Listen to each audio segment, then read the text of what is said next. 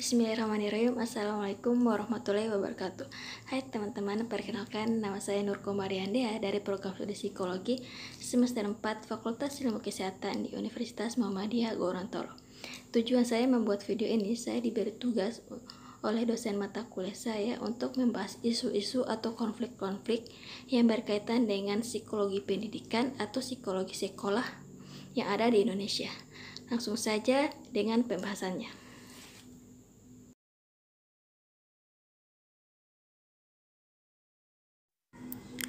Wakil Sekretaris Jenderal Federasi Serikat Guru Indonesia atau disingkat dengan Wasekjen FSGI, Satriawan Salim mengatakan wacana pergeseran tahun ajaran baru 2020-2021 akan berdampak besar terhadap dunia pendidikan di Indonesia. Ia menilai tahun ajaran baru 2020-2021 tetap dimulai pada Juli, tetapi opsi membuka sekolah aktif kembali tak harus dilakukan pada pertengahan Juli.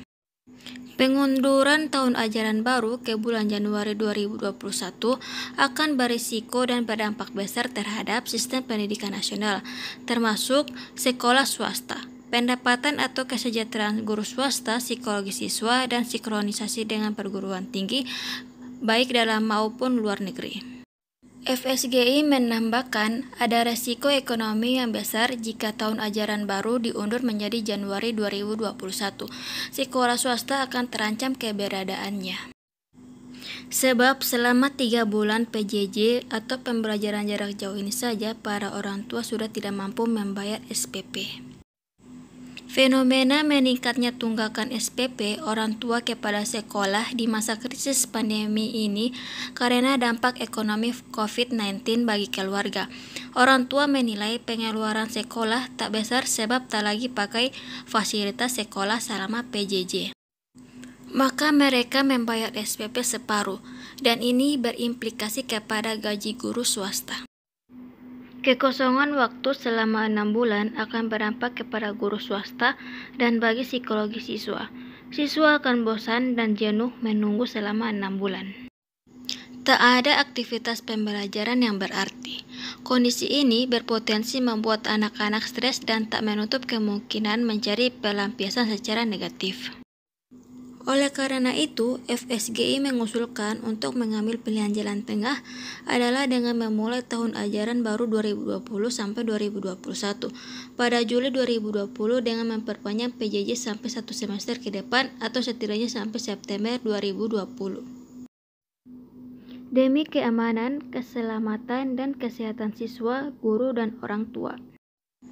Sebelumnya, berbagai kalangan seperti Ikatan Guru Indonesia atau IGI meminta untuk menggeser awal tahun ajaran baru 2020-2021 ke bulan Januari.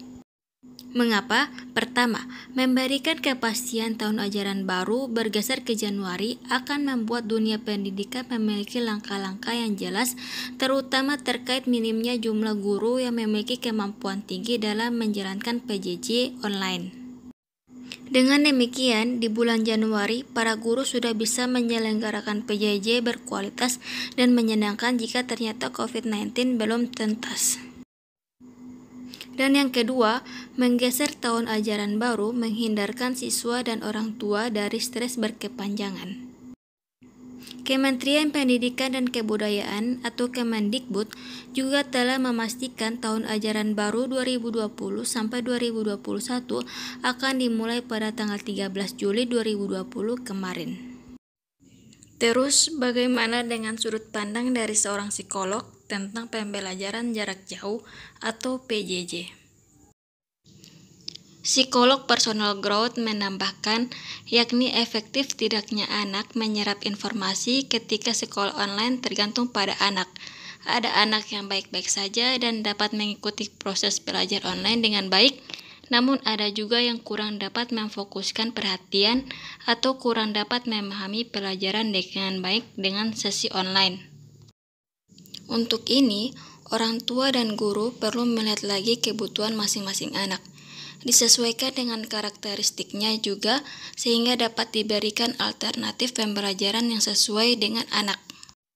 Misalnya, melakukan bimbingan tambahan dari tutor atau orang tua, jeda waktu dalam mengerjakan tugas dan belajar, pembelajaran dengan bantuan alat-alat yang konkret, dan ide kreatif lainnya. Penerapan pembelajaran jarak jauh ataupun tatap muka di era normal baru, pendidikan memiliki implikasi psikologis kepada siswa. Diperlukan dukungan guru dan sesama siswa agar siswa tidak stres. Secara psikologis, hal yang membuat peserta merasakan hal yang negatif adalah adanya penguasaan materi selama PJJ. Siswa khususnya paling terdampak selama PJJ. Mereka harus terbatas akademis, interaksi sosial, dan kemungkinan perasaan negatif. Aspek-aspek psikologis yang timbul seperti itu tidak bisa dibiarkan.